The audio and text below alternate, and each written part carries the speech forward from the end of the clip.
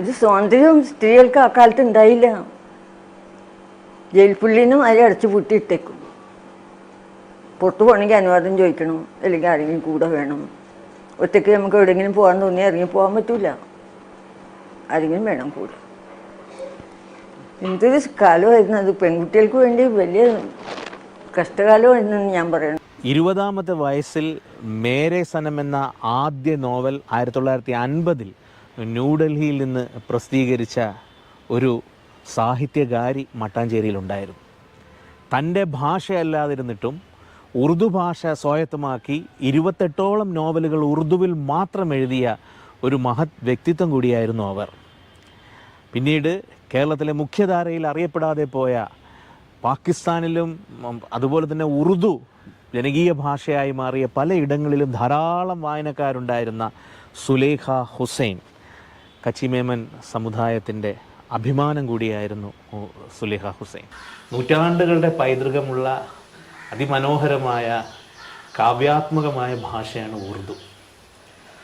ഉറുദു ഭാഷ കേരളത്തിൻ്റെ ചരിത്രത്തിൽ ഉൾച്ചേർന്നിരിക്കുന്ന ഒരു ഭാഷ കൂടെയാണ്.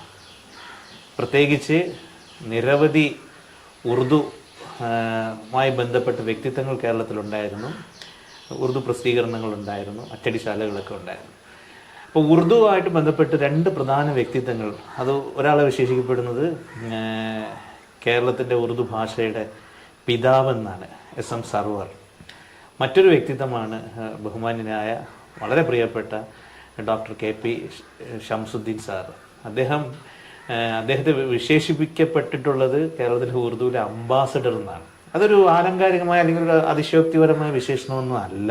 ഉറുദു അധ്യാപകൻ എന്നതിലുപരി അദ്ദേഹം ഉറുദു ഭാഷയുടെ ചരിത്രത്തിൻ്റെ വളരെ സൂക്ഷ്മതലങ്ങളെ അതിമനോഹരമായി ധാരാളമായിട്ട് അദ്ദേഹം എഴുതി വരുന്നു. നിരന്തരം അദ്ദേഹം എഴുതി വരുന്നു. കേരളത്തിൻ്റെ സ്വാതന്ത്ര്യ സമരത്തിൽ ഉറുദു ഭാഷയുടെ പങ്ക്, ഇന്ത്യൻ സ്വാതന്ത്ര്യ സമരത്തിൽ ഉറുദു ഭാഷയുടെ പങ്ക്, ഗുൽസാറിനെ കുറിച്ച്, ഗുൽസാർ ജ്ഞാനപീഠവും ഓസ്കാർ അവാർഡ് നേടിയ ഇന്ത്യയിലെ ഏക വ്യക്തിയാണ് അദ്ദേഹം. ഗുൽസാറിനെ കുറിച്ച് അദ്ദേഹം എഴുതി, അല്ലാമ ഇക്ബാലിനെ കുറിച്ച് എഴുതി. അതോടൊപ്പം നമ്മുടെ പ്രിയങ്കരനായ നേതാക്കന്മാർ, സമദാനി സാഹിബ്, ഷിഹാബ് തങ്ങൾ, അവരുടെ ഉറുദുവുമായിട്ടുള്ള വൈകാരിക ബന്ധത്തെക്കുറിച്ചൊക്കെ നിരന്തരം എഴുതി. അതിൽ ഏറ്റവും അദ്ദേഹത്തിൻ്റെ ചരിത്രപരമായ അദ്ദേഹത്തിന് രേഖപ്പെടുത്തേണ്ട ഒരു വസ്തുത, കേരളത്തിൽ മൺമറഞ്ഞു പോയ ഒരു എഴുത്തുകാരി, ആ എഴുത്തുകാരിയെ മുഖ്യധാര പ്രസിദ്ധീകരണങ്ങളൊക്കെ ഒരു പക്ഷേ കണ്ടിട്ട് കാണാതെ പോയതാണോ അല്ലെങ്കിൽ അവഗണിച്ചതാണോ നമുക്കറിയില്ല. ഉറുദു ഭാഷയിൽ 28ഓളം നോവലുകൾ എഴുതിയ ഒരു എഴുത്തുകാരി സുലേഖ ഹുസൈൻ, കച്ചി മേമൻ സമൂഹത്തിൽപ്പെട്ട സുലേഖ ഹുസൈൻ എന്ന എഴുത്തുകാരിയെ കേരളത്തിൻ്റെ മുഖ്യധാരയിൽ കൊണ്ടുവന്ന വ്യക്തിയാണ് ഷംസുദ്ദീൻ സാർ. അതുമാത്രമല്ല, അവരുടെ കൃതികളൊക്കെ ഇന്നും അദ്ദേഹം സൂക്ഷിച്ചു വെച്ചിട്ടുണ്ട്. അവരുടെ അത് മലയാള പ്രസിദ്ധീകരണങ്ങൾ മാത്രമല്ല, ഇന്ത്യയിലെ വിവിധ ഉറുദു പ്രസിദ്ധീകരണങ്ങൾ അദ്ദേഹം എഴുതിയിട്ടുണ്ട്. ഇന്ത്യയിലെ തന്നെ വിവിധ യൂണിവേഴ്സിറ്റികളിൽ അദ്ദേഹം പ്രബന്ധങ്ങൾ അവതരിപ്പിച്ചിട്ടുമുണ്ട്, 16-ലധികം യൂണിവേഴ്സിറ്റികളിൽ. അപ്പോൾ അത്തരത്തിലൊരു സുലേഖ ഹുസൈനെ കണ്ടെത്തിയ വ്യക്തി എന്ന നിലയിൽ അദ്ദേഹത്തോട് നമ്മൾ എന്നും കടപ്പെട്ടിരിക്കുന്നു. സാർ, അത് ഒരു കാര്യം, സാറിൻ്റെ 2 ലേഖനങ്ങളിൽ വന്ന ഒരു പരാമർശമുണ്ട്. ഒന്ന് ഈ ഉറുദുവായിട്ട് ബന്ധപ്പെട്ട് നമുക്ക് തുടങ്ങാം. ഒന്ന്, സാറ് എഴുതിയിരുന്നത് 14-15 നൂറ്റാണ്ടുകളിൽ ഗുജറാത്തിൽ നിന്ന് കച്ചി മേമൻസ് കേരളത്തിൽ വന്നു, അവരിലൂടെയാണ് കേരളത്തിൽ ഉറുദു ഭാഷ ആദ്യമായി വരുന്നത്. മറ്റൊരു ഭാഗത്ത് സാറ് സൂചിപ്പിച്ച ഒരു കാര്യം, ഈ സാമൂതിരിയുടെ ബീജാപൂരിലെ സഹായം തേടിയപ്പോൾ അദ്ദേഹത്തിന്റെ സൈനികർ ഇവിടെ വന്നു, അവരിലൂടെയാണ് പ്രത്യേകിച്ച് മലബാർ ഉറുദുവിന്റെ ഒരു അന്തരീക്ഷം രൂപപ്പെട്ടു വന്നത്. അപ്പൊ കച്ചി മേമൻ വിഭാഗത്തിന് ഒരു വലിയൊരു സംഭാവന ഉണ്ട് ഉറുദു ഭാഷ കേരളത്തിൽ ആ ഒരു സാഹചര്യം സൃഷ്ടിച്ചതിൽ.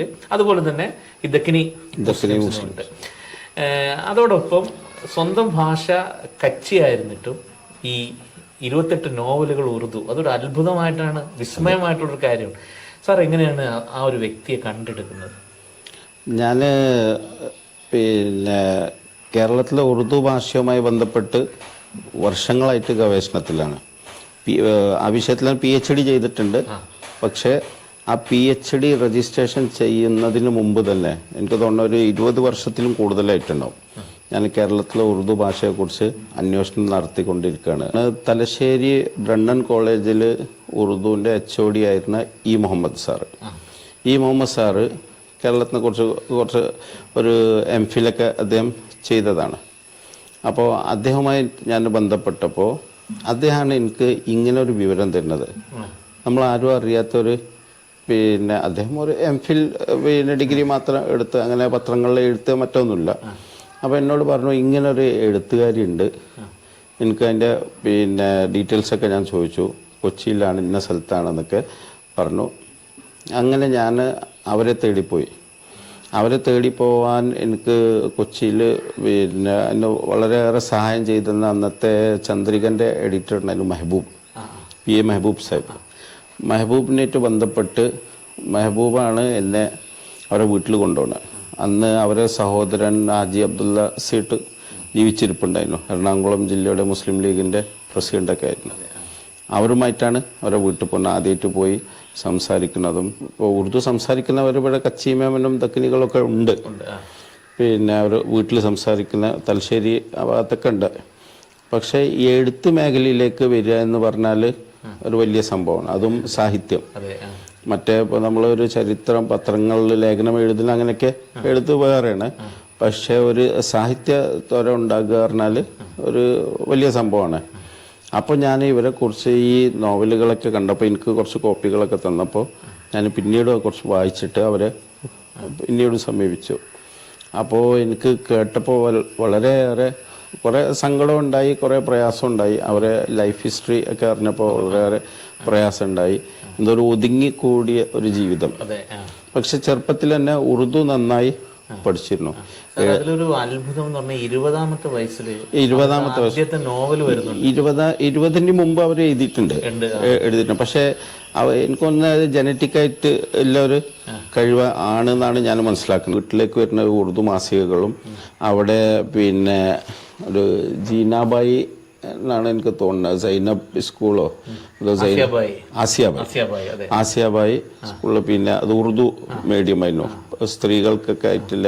അവിടെ വരുന്ന മാഗസീനുകൾ വായിക്കുക, അങ്ങനെ ഒരു എഴുത്ത് തുടങ്ങുന്നത്. അപ്പോൾ ഇവരെ കുറേ എഴുത്ത് നമ്മളെ കയ്യിൽ കിട്ടാതെ പോയിട്ടുണ്ട്, അവരെന്നെ അറിയാതെ പോയിട്ടുണ്ട്. അപ്പോൾ ഈ മാഗസീനുകൾക്കൊക്കെ അയക്കുന്നത് ഞാൻ ഈ ഖാത്തുന മഷരിഖ് അറിയുന്ന മാഗസീനിൽ അവർ എഴുതിയിട്ടുണ്ട്. അതിൻ്റെ പഴയ ലക്കങ്ങൾ അന്വേഷിച്ച് ഹൈദരാബാദും ബോംബെയിലൊക്കെ പോയിട്ടുണ്ട്. പക്ഷേ നമുക്ക് അങ്ങനെ എല്ലാ ലക്കമൊന്നും കിട്ടിയിട്ടില്ല. ഏതിലാണ് നമുക്ക് അറിയില്ലല്ലോ. അപ്പോൾ മുഴുവൻ ഫയല് തരണം. ഈ നോവലുകളുടെ മുഴുവൻ കോപ്പിയും അവരുടെ കയ്യിൽ ഉണ്ടായിരുന്നു? അവരുടെ അടുത്ത് കുറച്ചൊക്കെ ഉണ്ടായിരുന്നത്. പിന്നെ സാർ അത് മറ്റു കോപ്പികളൊക്കെ അല്ല, ഞാൻ പിന്നെ ഡൽഹിന്ന് വാങ്ങുകയാണ്. സുലേഖ ഹുസൈനെ കുറിച്ച് ഞാനൊരു പഠനം നടത്തിയപ്പോൾ ഈ എഴുത്ത് കല്യാണത്തിന് മുമ്പ് തന്നെ അവർക്ക് എഴുത്തിൻ്റെ ഒരു ഇതുണ്ട്. പക്ഷേ വല്യപ്പൻ്റെ കീഴിലും പിന്നെ കുടുംബത്തിലും അവിടുത്തെ ഒരു പിന്നെ ചുറ്റുപാട് കുടുംബ സിറ്റുവേഷൻ, സാമൂഹിക സിറ്റുവേഷൻ അവർക്ക് ധൈര്യത്തോടെ എഴുതാൻ കഴിഞ്ഞില്ല. പക്ഷെ എഴുതി അവർ അയച്ചിരുന്നു മാഗസിനുകൾക്ക്. അത് അച്ചടിച്ച് വന്നോ ഇല്ലേ അല്ലെങ്കിൽ വന്നിട്ട് എങ്ങോട്ടും എടുത്തു വെച്ചാൽ അതൊന്നും അവർക്കും അറിയില്ല. 15ാം വയസ്സിൽ വിവാഹം കഴിഞ്ഞതിൻ്റെ ശേഷം പിന്നെ അതാണ് ഹുസൈനെ, സുലേഖ ഹുസൈൻ അങ്ങനെ തന്നെ പേരാണ്. ഹുസൈനാണ് ഭർത്താവ്. പിന്നീട് പിന്നെ ഭർത്താവ് എല്ലാ സ്വാതന്ത്ര്യം കൊടുത്തു എഴുതാല്ലേ. അതാണ് അവർക്ക് ഭയങ്കരമായിട്ട് അന്ന് നിരന്തരം അവർ എഴുതി. പിന്നെ ആരും നോക്കാനൊന്നും ഉണ്ടായില്ല. പക്ഷെ ഭർത്താവ് മരണപ്പെട്ടതോടുകൂടി കുറേ പ്രയാസപ്പെട്ടു. ഭർത്താവില്ല കാലം വരെ നന്നായി എഴുതി.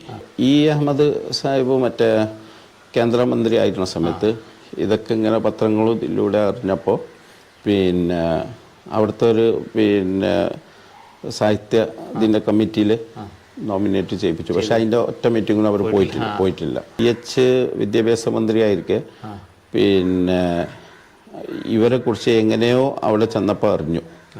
എറണാകുളത്ത് ഇവർ ആരോ സംസാരത്തിൽ എന്തോന്ന് പറഞ്ഞപ്പോൾ, അല്ലെങ്കിൽ കാരണം ഇവര് ഒരു മുസ്ലിം ലീഗ് ഫാമിലിയാണ്. അപ്പോൾ എങ്ങനെ അറിഞ്ഞു പിന്നെ അപ്പോൾ CH ഉടൻ ചെയ്തത് എന്താണ്, പിന്നെ അവിടെ ഉറുദു നന്നായി അറിയണ രവി വർമ്മ ഉണ്ട്, ഹിന്ദി നന്നായി അറിയുന്ന ആളെ പത്രപ്രവർത്തകനൊക്കെ ആയിരുന്നു.